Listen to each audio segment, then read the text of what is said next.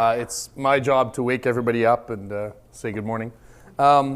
Magnets, I'm not going to put up the Insane Clown Posse Juggalo how do magnets work meme because it's really rude, but that's about as much as I'm going to say about magnets. I posed a question though, which nobody answered. What time does Sean Connery get to Wimbledon? 10-ish? No? I tried to use the thing for a joke. It didn't work well. Wait for it. See, you can wake up. It's okay. Sean Connery walked into a closet and bumped his head, but he had nobody but himself to blame. Anyway, there is actually a subreddit on Reddit of Sean Connery jokes, and it's called Shubreddit, which I think is the best thing I found on the internet yesterday. So that should set the tone for today's talk. David asked me to come here and entertain y'all with some interesting thoughts about data science. Hopefully you'll all be wide awake. Please do post your questions. David's going to yell them at me. We will try to make this as fun and interactive as possible. I'm here to talk about the big data upheaval. See what I did there? But really, the big data upheaval, this sort of word of big data that's consumed everybody and made everyone think they need to throw their budgets at and replace them with Hadoop and change all their business intelligence software and so on, without really knowing what it's for, is not that new a thing. Because big data is really not about big. I'm sure you've all seen this idea that it's these 3 V's of volume and velocity and variety that together make big data. That's nice, but that's not new. For decades, we've had the ability to pick any 2 of these reasonably affordably. So if you had a spreadsheet, you could have a variety of information that you could get a report on through a pivot table fairly quickly, but as soon as you cranked up the volume, things broke. If you had very standardized information, a large volume of information, you could analyze very quickly as long as it wasn't varied. What's new about big data, first, is that now we can get all 3 of these reasonably affordably. So it's the cost of getting all 3 at once that dropped precipitously. And it's not that that in itself is useful, but that the abundance that comes from something being almost free is transformative, because now we can use it for things we never would have thought of before. So in the past, to get a system that could analyze a large amount of varied data and get you responses in near real time was prohibitively expensive. Now, it's so cheap we don't know how to bill for it. Like, Google does this when you do a Google query, and the best they can come up with is showing you ads. These are superpowers, but we have taken them for granted because we don't even know how to bill for them. So what's really interesting to the people in this room about big data is this fundamental shift. Once upon a time, we used to ask a question in a meeting somewhere and then define a schema, and then we'd collect the data to fill in that schema, answer the question, and usually have to refine the problem. So if you were looking at widgets by region, by color, and by price, you could go out and do a bunch of analysis, and then someone in a meeting would go, well, what about the weather? And you're like, oh, I got to go add another field to my schema and wait another quarter to collect the data and so on. What's transformative now is this idea of collecting first and asking questions later. In big data, we collect the data, then we ask a question of that abundant data swimming in the data lake or data swamp as you'd have it, and then we find emergent schema within that data. And the schema is formed at the moment of query, and then we can answer a question. This has tremendous implications, because first thing it does is say, collect everything. We don't know what the question's about. You decide what the data is about at the moment of creating the schema. The second thing it does is it dramatically increases the rapidity with which you can explore data, because you're forming this ongoing conversation with a bucket of data, but it also leads to some really scary societal consequences.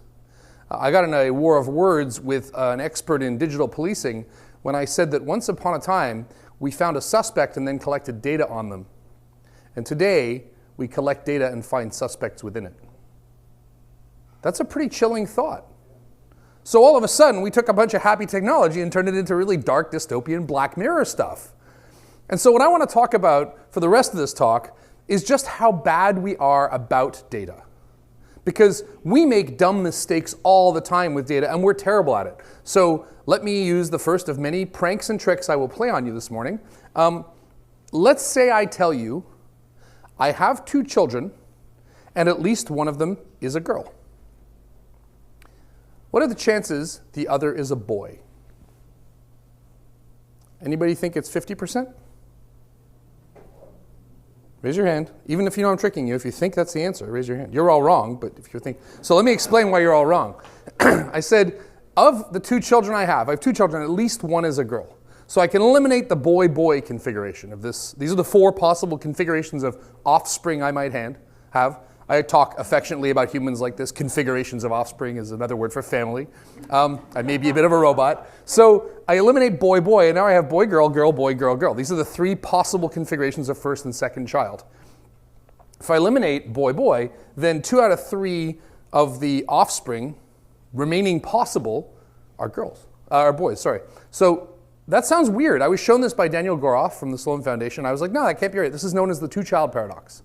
If I say to you I have 2 children, the youngest is a boy, there's a 50% chance the other is a boy or a girl.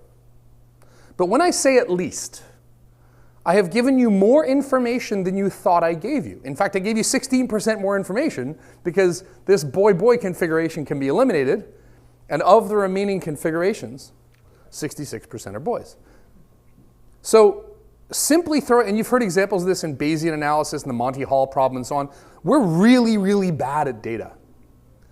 We have all these cognitive biases, all these dumb mistakes, all these shortcuts that serve us really badly when we try to look at data. And let me give you a couple of examples of this. But before I do, I want to talk about what it means to do data science. And the stuff I teach at Harvard, I teach this class called Data Science and Critical Thinking that focuses on this stuff. Professor Srikant Datar and I came up with this sort of working definition of data science. And we think that good data science has 3 essential components. One is stats. You got to be good at math. There's no getting past that. One is hackery. I didn't put engineering, I put hackery, because a hacker is someone who will build something quickly knowing they are accruing some form of technical debt. And the last thing is critical thinking. And it's really important because if you have stats and hackery but you don't think critically, you're easily fooled about things. On the other hand, if you have stats and critical thinking but no hackery, you cannot gain an advantage. You're just a really smart, annoying armchair quarterback. And if you don't have stats, you have hackery and critical thinking, you have no results. I mean, your results are bad because you're making dumb mistakes. If you can achieve all 3 of these, you get this mythical unicorn-like status of data scientist. So we came up with a framework for this class that takes people around essentially a cycle of capturing and collecting and analyzing data. And I'm going to show you some things from that cycle. The first and most important thing in data science is to ask the right question. Everybody goes out and deploys infrastructure without knowing what question they're trying to answer.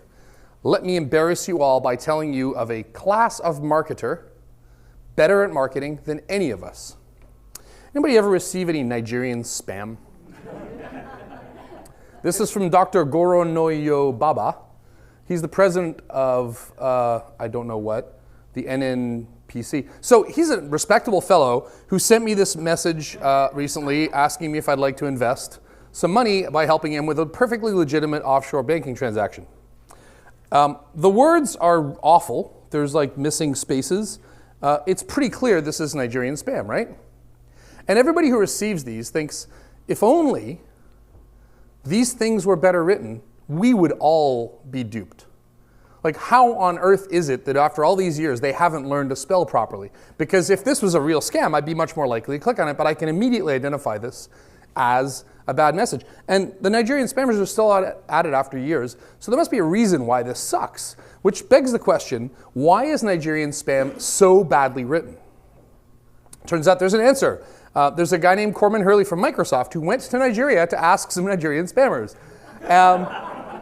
Nigerian scammers expect a strike rate of 1 or 2 replies per 1,000 messages. And when he talked to them, one scammer said, when you get a reply, it's 70% sure you'll get the money. There are a few more seats up here in the front 2 or 3 rows if you guys want to come sit up here. By sending an email that repels all but the most gullible, says Corman Hurley, the scammer gets the most promising marks to self-select. Because the best target market for sending money to Nigeria is people who haven't heard of the Nigerian royalty spam. And the best way to find people who haven't heard of the Nigerian scam is to send them a mail with the word Nigeria in it. These people are not concerned about the vanity metric of open rates. They're concerned about how much money shows up in Nigeria. And so as a result, they get 1,000 mails with horrible language, very low response, high conversion rate. Now, if they wrote it better, they'd have 1,000 mails, 100 responses, a lot of people who aren't gullible. This would be a horrible thing. It turns out the word Nigeria is the best way to identify promising prospects. The Nigerian spammer asked the right question. How do I get idiots to send money to Nigeria? Not how do I get maximum open rates on my emails? Just remember the next time some person in marketing is talking to you about your reports that Nigerian spammers are better at them at marketing. Because Nigerian spammers really understand their target markets. And you have to be really sure you're asking the right question. One of my favorite examples here, if you are so in World War II, these big fighter planes are coming back from the front riddled with bullets. And a team of experts got together and did the math to figure out where the armor should be added to these aircraft, so that they looked at where the bullet holes were, they figured out the most likely places for a plane to be hit, and a whole team of experts was ready to put this armor on the planes, and one person said, wait a minute, you idiots. You should put the armor not where the bullet holes are, but where they aren't, because those planes didn't come back. This is called survivorship bias. We're analyzing the data we have, but it's the wrong data. The answer shouldn't be, how do we avoid planes getting shot? The answer should be, how do we make sure all the planes come back? What do we know about the planes that didn't come back? Well, they probably didn't get shot in these locations, since all planes get shot. And so when you're asking questions, you have to think first and foremost like the Nigerian spammer, like the military commander who is asking the right question. Now, assuming you've done that, you've asked the right question, which is a tremendously hard activity, you need to collect real data. I'm going to tell you, and this is the first time in the world anyone's going to see this animation, so it's probably going to break. I'm going to tell you a story about something called Benford's Law. If I imagine that I have buckets labeled 1 through 9. Somebody in the room yell out a number, any number you want. 6, okay. So I'm going to take a block and I'm going to drop it on 6. It can be any number. It can be in the millions. Name me a number. 10,000. So 10,000 begins with a 1, so I'm going to drop it in the first column. Give me another number. Pi. So that begins with a 3. I'm going to stick it in the 3 column. We thought you were being clever, but I'll just put it a little to the right. So the point is, I'm going to take a massive number of numbers and I'm going to dump them in whatever first digit appears in here. This is what we would expect to happen. Look at that keynote animation. Hand-drawn for your pleasure. So it's going to be something like that. If I take a bunch of random numbers and I drop them in by their first digit, it's going to be something like that. The problem is, this is what you'd expect. But in many natural systems, this is not what happens. Benford's law applies to a wide variety of data sets. From electricity bills to street addresses to the length of rivers to stock prices, pretty much things that follow power laws, especially that span multiple orders of magnitude, you get roughly 30% of all the values beginning with a 1. And you get 17% beginning with, it seems crazy, right? A bunch of numbers you thought were random, 30%. So this has practical applications. When Greece was applying for admission to the European Union, they submitted a bunch of financial data. And one mathematician went, I looked at this data and it looks totally random. It doesn't follow Benford's law. Everyone ignored him. We could argue that Brexit today is a result of people going, hey, Greece, that data was fake. You can't come into the European Union. But nobody paid attention to it. So even if you're asking the right question, just doing dumb, simple mathematical stuff to see if the data is likely to be true is a great start. Let's say that what you're collecting is true, but maybe you're collecting it in a biased way. So in Boston, the city of Boston wanted to figure out where to send the road crews to fix potholes to do the most good. And so they deployed an application called Street Bump. And Street Bump, basically you put it on the passenger seat of your car and you drove around with the app running and it measured where the bumps were and your location and built a heat map of bumps for the city of Boston, which seems like a great idea. It's not biased at all. Everything's fine. You know, it's real data. It's not fake. Of course, this is horribly biased. It's just biased for privilege because it measures people with unlimited data plans on a smartphone that they're not looking at because they're not on public transit, driving around in the suburbs in their car that they're driving by themselves with a spare seat. not the people taking the bus to work. So what this did was it showed where all the potholes of rich white people were. So great data, not accurate data collection, but because of inherent bias in the collection method, this resulted in an over-representation of potholes in rich white neighborhoods. You can also be biased in the wording. There was a study done recently that asked people, after viewing a video, how fast did the two cars smash into one another? And if I use the words contacted, hit, bumped, collided, and smashed, I get a very different estimate of mileage. Just by changing how far the two cars contact each other, hit each other, bump into each other, collide with each other, or smash into each other, just by viewing the same video, people will provide an estimate that varies pretty significantly. Just the wording, right? So let's assume that we've heroically threaded the needle of asking the right question, collecting it in an unbiased way. Are we addressing the problem we set out to address? Heathrow was setting up a new runway. And in order to do this, they started to survey people in the local neighborhood to ask them, tell us about the noise. So they were tracking noise complaints by region in England for Heathrow in order to decide things like flight path and impact of the new proposed runway. You might notice that Slough up here, or Slough or Slough, or however you want to pronounce it, I'm never sure. It's Slough, I know. Slough had a lot of complaints, right? In fact, 2,128 people made 25,200 complaints about aircraft noise. And this looks like pretty good research. We got to worry about Slough until we notice that the blue bar is number of complaints and the little tiny bar is number of complainants. So if you look closely, this is complaints per person. This is the number of people that made one complaint, but there's a long tail down here. 3 people contacted the airport more than 1,280 times each. That means they're calling the airport 14 times a day. 10 people made half of all the complaints. At this point, your public policy involves, I'm going to buy 10 houses and shut them the hell up. Right? Like, seriously, this changes your policy and the business decision you're going to make entirely. I'm going to take those 10 people out and listen to their concerns, and I've addressed half the complaints. What is it about those people's circumstances? Are they entitled? Do they live in a really bad place where we need to worry about housing? We don't know. But by changing the focus of this from how many complaints to how many complainants, we've dramatically shifted the discourse with people because we're thinking critically about the question we're answering.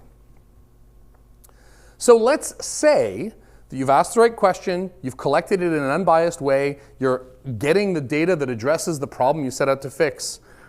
Now you've got to store and query that data as part of your analysis as we make our way around this collection cycle. So I like this model of we collect stuff, we put it in a data lake, we take the stuff out of the data lake by querying it, there's some kind of algorithm that decides what to display, and then we show it to users. Because we may change what's stored. We may change things on writing by deduplicating or adding metadata or correcting something at the moment of insertion into a database. We may change what's retrieved based on our query, and we may change what's displayed. And this last one doesn't get talked about enough, but this is the sort of storage cycle. I'm going to use an example. So I'm a total Google citizen. Everything I use is based on Google Calendar and photos and so on. And I have 2 pictures in my Google Photos library of this guy. Anybody know who this is? Show of hands. Anybody know? Second most recognizable modern president. So Google doesn't know.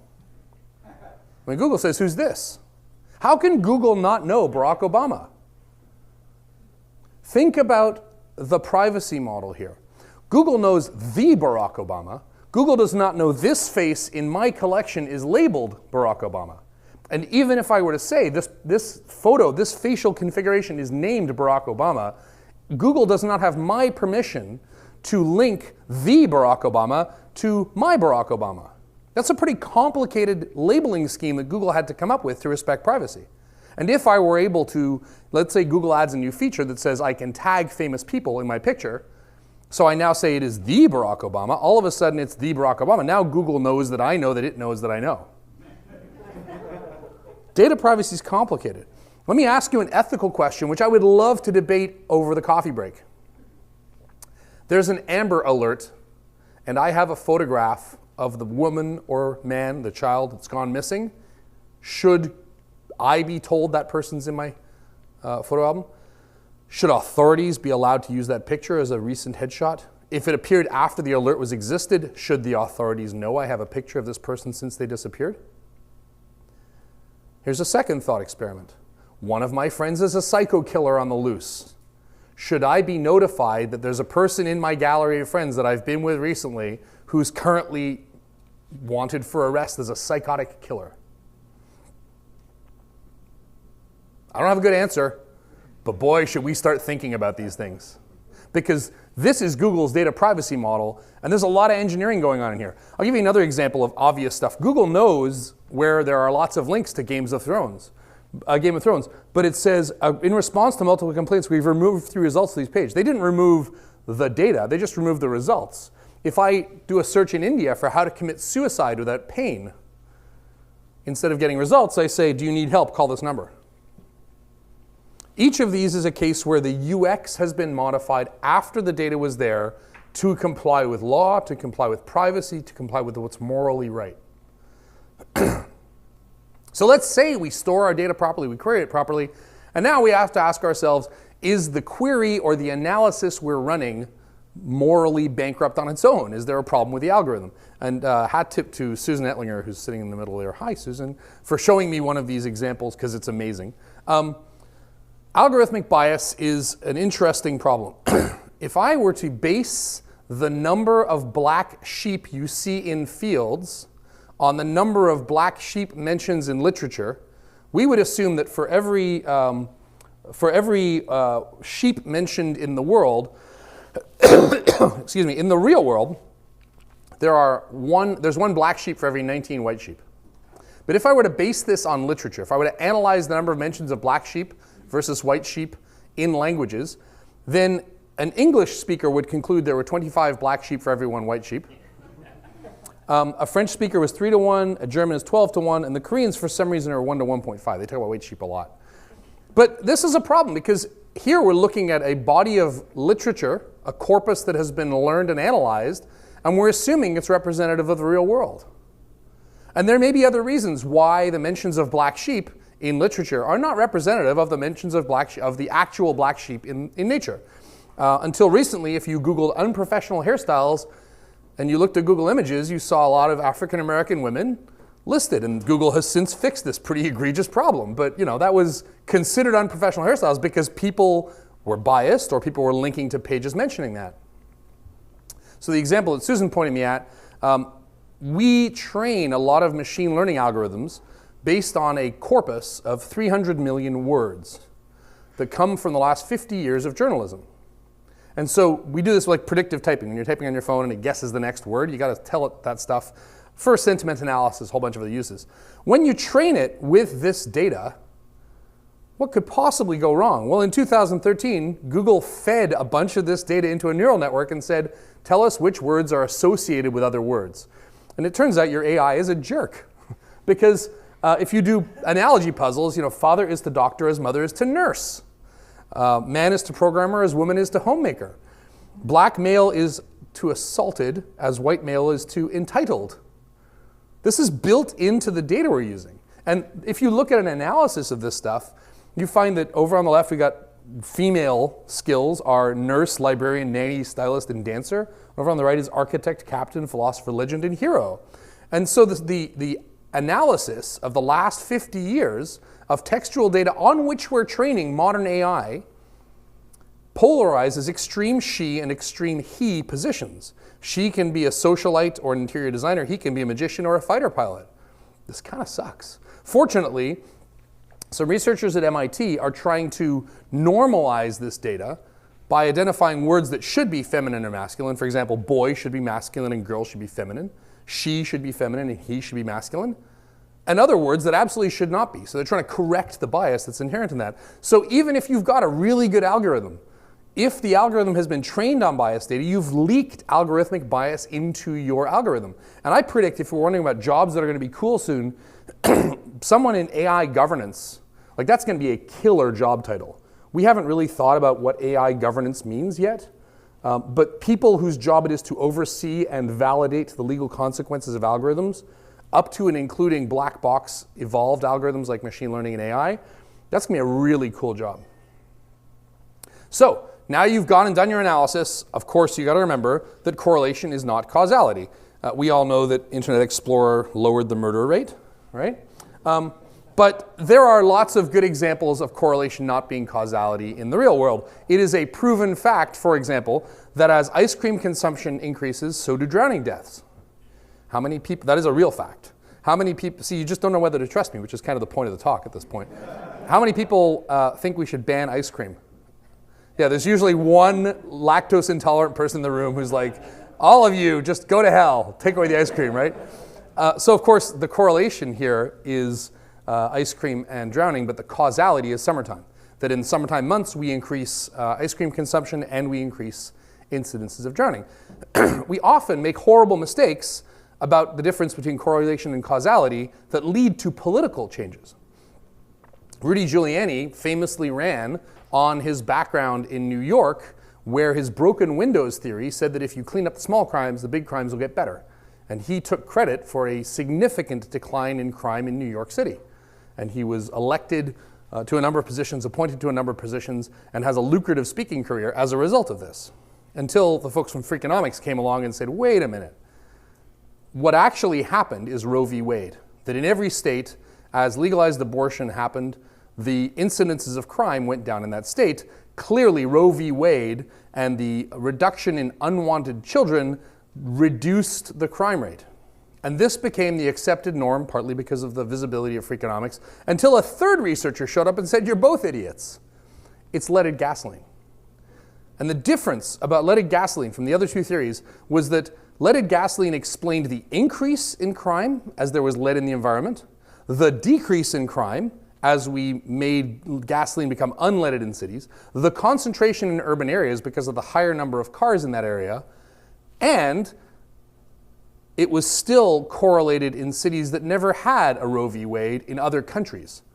So they controlled for a lot of these things, but most importantly, because all of that is circumstantial correlation, if you take the bodies of young offenders and the bodies of other people who died of natural causes at that time, and you do an autopsy on the brain, you find a high amount of lead in the parts of the brain that are supposed to stop impulses. People who have lead poisoning suffer impulse control disorder and are more likely to make rash criminal decisions and have a harder time learning and drop out of school. So guess what? There's some causality, like clinically provable. You have a theory, you do a bunch of autopsies, here they are. These two things, like Rudy Giuliani's election and support of Roe v. Wade because of a reduction in crime, have shaped American politics for 50 years, and it turns out they're both wrong. It turns out that leaded gas, and who knew the EPA should be supported? Sorry, I'm Canadian, I can say things like that. But it turns out that things like leaded gas have a huge impact on this kind of problem. So, I'm going to make a couple of comments here that may come up later in the conversation with one of the founders of OkCupid. You have to ask yourself if your actions are legal and ethical. OkCupid posted an article a few years back called Words White People Like, in which they looked at profiles by gender and by race, and they showed the words that showed up most in that gender and racist profile and less in others. So white men like Tom Clancy, Van Halen, golfing, Harley Davidson, and my personal favorite, The Big Lebowski. So we're going to play a game. What race is this? The Red Sox, Jody Picoult, boating, NASCAR, mascara, Ireland, and Nicholas Sparks. It's a few years old, but what race is this? Come on, don't be shy. White, okay. How about this? Soul Food, I Am Cool, ESPN, and playing basketball. Okay. Merengue, Familia, Bachata, Hola, Salsa, Amor. Spanish, okay. I'm a simple guy, Faux, Korean, software developer. Asian. The namesake, 1,000 Splendid Suns, the kite runner, my passport. Does anybody feel mildly racist? Does this feel a little awkward? It probably should. Because in the 1960s, America had a practice called redlining, where the bank managers would draw a red box around the areas where undesirable customers lived, which was a code for certain races they didn't want to lend money to. And if you had a zip code in those areas, you couldn't get money. And there's something called the Fair Housing Act of 1968 that made it illegal to lend money and discriminate lending based on race, religion, sexual orientation, and so on. One of the most progressive pieces of legislation in the history of North America. The Ford Foundation put it through. It was like one of the cornerstones of the civil rights movement. If I run a Facebook ad for a credit card that's normally 20% a year, but right now it's a special, it's 10% a year, and I aim it at fans of the Big Lebowski on Facebook, is that good targeting or digital redlining? It's a good target market. I'm a fan of the Big Lebowski, and I might want a discount. It's just a segment. You guys are the data scientists and marketers here. You're the one that needs to decide whether the action you're doing is target marketing or digital redlining. If you give me 10 songs, I can make a very good guess at what your race and gender is. Probably your age, probably your income. 10 songs. Music's the most shared thing we have. So how do we avoid digital redlining? This stuff is often controversial. It's often morally ambiguous. Let me tell you a story about a friend of mine named Casey. He's not my friend. I'm going to read you Casey's amazing Tinder profile, and it's a little hard to read, but it's great, and you should know that Casey's a real wordsmith. My perfect date night. I pick you up in my Ford Focus. You get in. There's candles in the car. You go, isn't that dangerous? And I go, yes, but I like danger. We go to your favorite restaurant and have a fantastic meal. We come outside and see my car's on fire. You go, Casey, your car's on fire. And I go, aren't you upset? And I pull out a bag of marshmallows and I go, no, I knew this was going to happen. And I kiss you in front of my burning car. Casey sounds like an awesome date. Except Casey's a data scientist. Casey has carefully tweaked every word in here, even down to the make of car, Ford Focus. Also things like there's candles in the car and I go. He's chosen certain words that make him not seem too standoffish. This is a heavily optimized profile. If you are one of the lucky thousands who thinks you might want a campfire with Casey, the next thing he does is his bot looks at your face according to an Eigenfaces algorithm that's trained for women he likes. So he's swiped left and swiped right and taught the system what kind of faces he finds attractive. If you are still lucky enough to thread the Casey gauntlet, you get connected to a bot that has a series of replies. And if you have a negative reply, it says, oh, we just said no. Or a positive reply, the bot replies again. And oh, look, hey, Casey, talk to this person. She has navigated the gauntlet. Now, Casey wrote a very interesting article about this. And he talked about having conversations with all his dates about this and their reactions to it. And most of them found it was very interesting. They were thrilled by it. But again, we have huge sampling bias because I bet you the women who didn't make this gauntlet have a very different opinion, right? By definition, if you're sitting down to Casey to talk about his algorithm likes you. First of all, this is the future of chatbots and consumer technology. My dating bot and your dating bot get into an arms race to try and decide if I can punch above my weight or you can punch above yours. That's a troubling world. I'm just here to show you it's happening, right? And this is not only about dating. This will be about a product purchase that you're trying to do some kind of sales bot that's trying to sell you insurance. This is the nature of an arms race of data where our agents and the agents of others are competing to shape our purchasing habits, our dating habits, and our political motivations. And even as we build these systems, the market will adapt. When we do a thing, the thing pushes back. With an increase in computer surveillance in Europe and Germany, there's a trend towards a kind of makeup called CV Dazzle. CV Dazzle stylists go out of their ways to put on facial makeup and haircuts that fool computer vision cameras so you can be relatively anonymous in public. And there are tons of unintended consequences. Cathy O'Neill talks about this in Weapons of Math Destruction. If you haven't heard about this example, when you are trying to get a truck fleet to drive safely, you limit the number of hours the drivers can travel. So if there's a truck fleet and the drivers are not supposed to drive more than 10 hours, they get penalized for driving over 10 hours a day. And so the way this works, I mean, the truck still needs to like move in a parking lot to go get fuel or something. So if the speed goes above 60 miles an hour, above 10 miles an hour, that truck is considered to be driving. And the speed is monitored at the top of every minute. So every minute, a device like this measures your current speed and decides if you're driving or not. What this does is if you're a trucker and you're like 10 miles away from your chosen destination, the truck stop you're going to meet up at, When you hit 10 hours of driving, you brake, you wait until the machine goes beep and you start a stopwatch. And then you gun it for 50 seconds and you slow down so that you're going 10 miles an hour for 10 seconds. And then you gun it and you slow down and you gun it. So we've taken a system designed to make driving safer and instead created a system that makes truckers accelerate and decelerate seemingly unpredictably while staring at their phones when they're tired.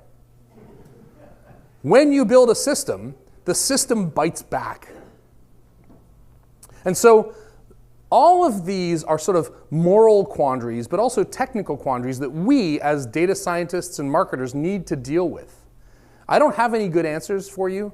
What I have is questions. But I want you to remember the most important thing about marketing and data science, which is subversiveness. This is the conveyor belt in the Houston airport. And if you'll forgive my pun, Houston had a problem. The Houston airport found that baggage was on average taking 9 minutes to go from the plane to the carousel. And they found this because they were surveying passengers. How was your flight? And the biggest complaint passengers had was, I have to wait too long for my bags. So they retooled the airport. And with a heroic effort and tens of millions of dollars, they got the baggage handling time from 9 minutes down to 6 minutes. It's pretty good. Then they surveyed people. Biggest complaint, I have to wait too long for my bags. One enterprising civil servant got permission to park the planes further from the baggage carousel for a month. Complaints went to 0. If you're a data scientist or a marketer and you're given the choice between retooling an entire airport and parking the planes further away, park the planes further away. There is a subversive mindset that's very hard to teach about how to think about problems in unusual, clever ways that give you answers faster than others. And ultimately, that is the thing that makes you competitive. Andrew Chen has this famous law called the law of shitty click-through rates. He says that over time, every marketing platform's conversion rates trend towards 0. So you will find advantage and profit and margin in your ability to adapt and adopt new ideas faster than competition. So all of what I've said about marketing cautionary tales, you also have to have a subversive approach to getting this research done quickly. Now, one of the reasons that I wanted to come here and give this talk is that I believe it is incredibly important that the people in this room get this stuff right. Because we are not just building data systems. The phone in our pockets is no longer a phone. It's a misnomer to call it a phone. It is a prosthetic brain. How many people check their phone within the first 5 minutes of waking up? 82 times a day is the average time someone between 18 and 24 checks their phone. Most people look at it in the 5 minutes before they go to sleep and the 5 minutes after they wake up. In fact, it is more often the last thing we look at more than our partner is our smartphone. It is a prosthetic brain. Soon this thing will hopefully have attorney-client privilege and we'll be able to plead the fifth on behalf. Our phone should be able to plead the fifth on our behalf. There's a ton of moral issues about this prosthetic device on which we rely. I only remember the phone numbers of people whose phone numbers I knew before I got a smartphone. Anybody still have a Thomas guide in their car? Right, like one person. Luddite. You should clean your car out. No, but we used to carry these books around that showed us how to get places, right? Now we just have a smartphone. The phone has become a prosthetic agent. And we aren't just building data systems for those devices. We're upgrading human cognition. This is a very big change to how we think as a species. Everyone talks about this idea of human-in-the-loop computing, which is sort of machine-assisted smart people. I think we need to start talking about computer-in-the-loop humanity, because that's the new model for thinking, is that we are humans and there's a computer in the loop of all our processes. And if we aren't clever and careful about how we get that data, what questions we're trying to answer, whether our answers are morally and ethically correct, whether the data is biased, whether the algorithms are trained on data sets that make them jerks, whether we should be acting on these things, whether we're transparent about our practices. If we don't get that right, we aren't just messing up a marketing campaign. We're messing up a species. The species is depending on you to get this right. No pressure. But I do think that over the next couple of days, you have an opportunity to consider the moral and ethical and legal consequences of marketing behavior, because it is shaping the fate of nations at the moment, and it is entirely on our shoulders if we destroy that.